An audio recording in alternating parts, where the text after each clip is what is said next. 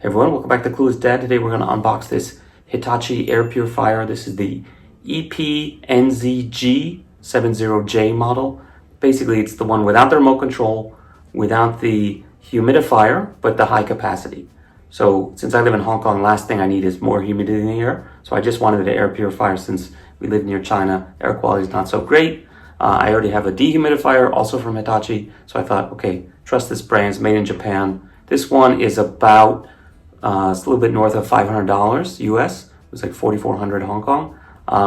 So I decided, bite the bullet and get something that you can trust. So I'll put up all the stats as far as particulates and things that it can filter out, whatnot, on the screen since I didn't memorize them. And instead, I'm just gonna unbox. And since I don't have my clip mic, I'm gonna unplug and just do it. Okay, so ready, 3, 2, 1, go.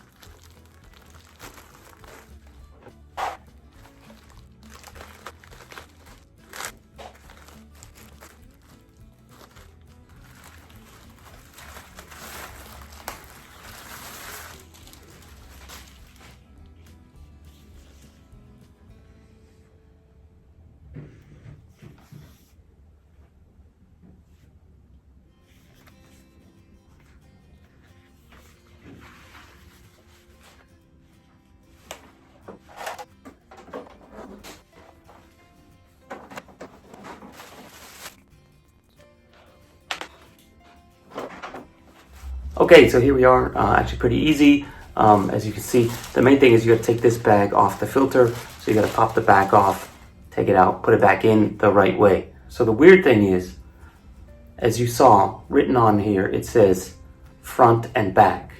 But in the manual, it says in English, inner and outer. So inner is obviously very easy because it's on the inside as opposed to the outside, which would be the back. But when you read it in English on the one that's here, is the front this side? So the front should be facing this, or front should be facing you when you're in the back. Yeah, it's really weird. So basically I had to go by the kanji, not the Chinese version, but the Japanese version that was written on there that corresponded to inner and outer. And it says like shouchen, which is like front hand side, I guess. Anyway, so I think I got it in the right way. I'm gonna double check later. But I think it should be that the gray side is on the inside and the white side is on the outside. But I might be wrong, so if I'm wrong, I'm going to put it in big words right here. So anyway, double check that. Actually, pay attention when you take it out too. But that's a little bit weird, I guess, between when they made the manual versus whoever's making these now. They decided to change it to front and back instead of inner and outer. Inner and outer would have been much better. So anyhow, as you can see, or maybe you can't see, there's not really any buttons here. There's only one button on the top, which is the power, and then we have this like built-in kind of hidden display. And so basically there's these hidden buttons, which you can only see when they're lit up, and this menu button, which you can see all the time. And this, I guess if these things turn off, that's the way to bring it on and off.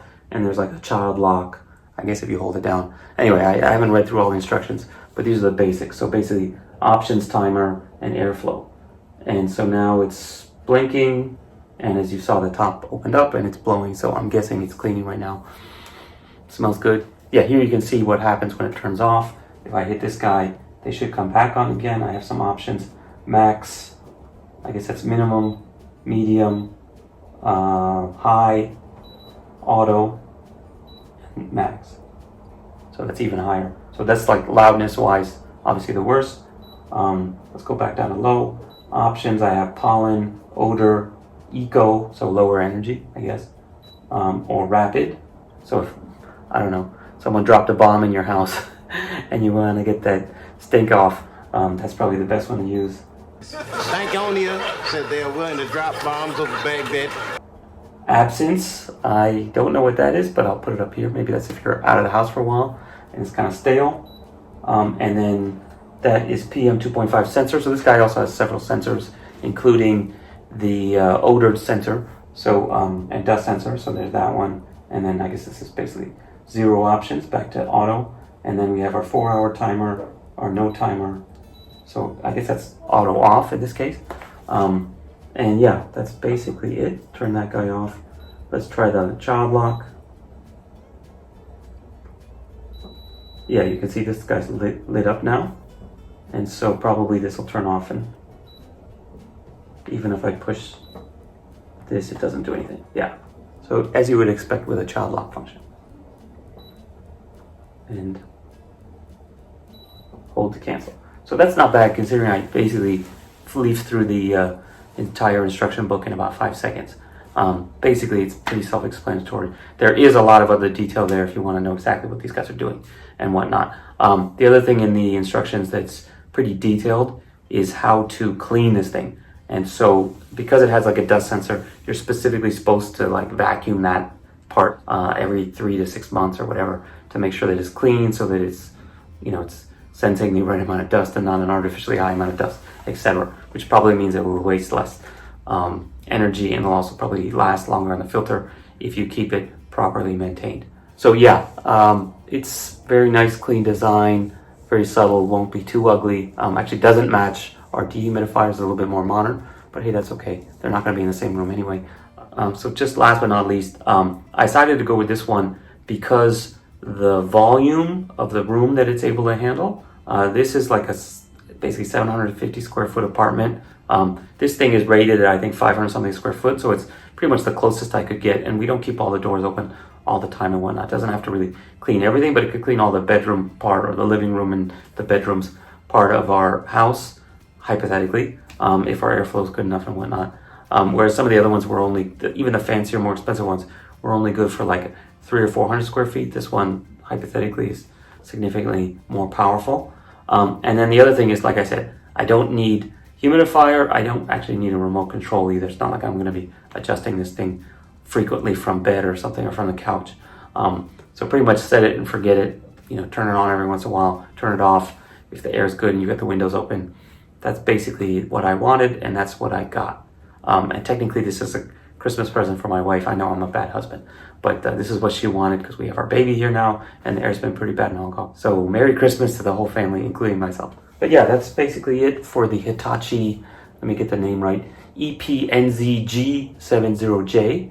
I couldn't make rhyme or reason out of the different names because the other ones are like A5000, A6000. This one is NPZGZ something something and NZG70J.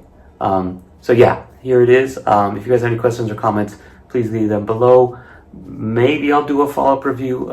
If I'm not happy with this thing, I guess I'll do a follow-up review. If it works as planned, that should be pretty much it. Okay, thanks. See you guys later. Bye. Having the stroller with me all the time up in the overhead bin. As soon as we get off the plane, pull it out, unfold it, and walk off. Literally that could save you 15-20 minutes right there.